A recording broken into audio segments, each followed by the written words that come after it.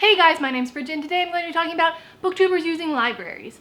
So a conversation came up a few days ago on Twitter about whether or not booktubers use libraries because a lot of people seem to buy their books because they have such full shelves behind them. I wanted to delve into that and discuss it with y'all. So here we go. I know many people who do in fact use a library. I myself frequently mention getting audiobooks on Overdrive, the library app. I generally have the books that I want to read, so I don't want to buy an audiobook because I already own the physical book. I do love to go on there and see if they have the book in my library, and then I can get the audiobook so I can listen to it as I read, because it's super convenient. I know my best friend Molly is a children's librarian and she gets books from the library all the time. She has so few books unread on her shelves and she frequently talks about it too. Overall, I've seen a lot of people talking about getting books from the library online. You can also search library haul on YouTube and a bunch of people will come up. I'll leave a few people down below that I know use libraries. I think if you're not seeing people who get books from libraries and you want to, then you're just not looking hard enough. There's plenty of us here, just go search yourself. However, many libraries have very limited selections on books that you might want to read, so the books you want to read might not always be there. You can suggest that they get it, but you never know if they actually will, so sometimes buying the book is the better alternative. Another issue is that people with OCD or people with general fears that the books are not clean that they're getting from the library can have trouble with the germs on the library books. I can attest as a person who's very conscious about germs and everything,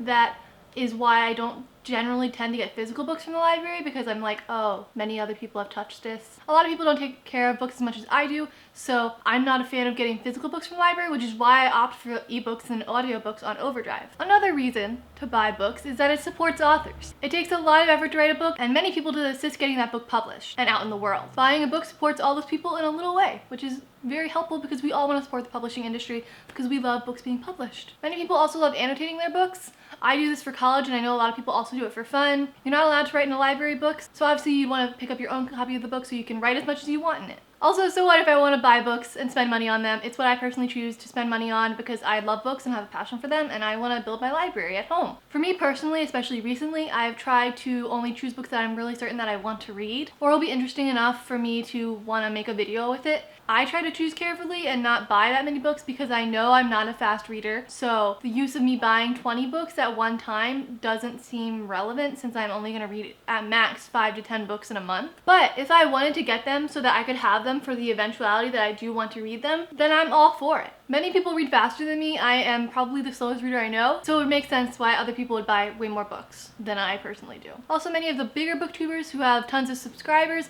get a lot of their books for free. They're not just going out and buying a bunch of books, they're getting sent books from publishers to review them and talk about them on their channel. While I can see how this can be daunting to someone coming into the community for the first time to feel the need to buy a bunch of books so that they have those perfect shelves behind them as well, I've never heard anyone actually say that you need to own a ton of books to be successful on BookTube. You just need to have a passion for books and a want to discuss them with other people, and that's how you're gonna make your channel happen. And finally, even though I am in America, I have heard about other people in other countries, and this is a very American-centric argument because in America we have libraries that you can go to and get a library card and go for free, but in other countries you have to become a member to a library and you have to pay a bunch of money to actually be able to go and get books from there, and they're very expensive to be a part of. So buying the few books that you want on Amazon or other websites is probably a lot cheaper than actually getting a membership to a library so that you can get all of those books, because then you're knowing what you get and that you'll get the books that you want. Those were just a few thoughts I had while seeing the library discussion circulate on Twitter. I thought I'd jump in and put in my 2 cents because I had a lot of feelings about it, because I do use my library quite a lot, but people might not know it because I don't get library books physically that much. I just use audiobooks. Generally I'm like, oh yeah, I got an audiobook on Overdrive. Or just sometimes I assume people know I'm getting it from Overdrive because that's the only place I ever get audiobooks from, because I feel like Audible is way too expensive and kind of a ripoff. Comment down below if you use your library and give this video a big thumbs up if you enjoyed my discussion of this topic. Every like is another booktuber using the library. Please subscribe to my channel if you enjoyed this. I discuss bookish things all the time. Thanks so much for watching. I'll see you guys in my next video, which will be up very soon, so see you guys then. Okay,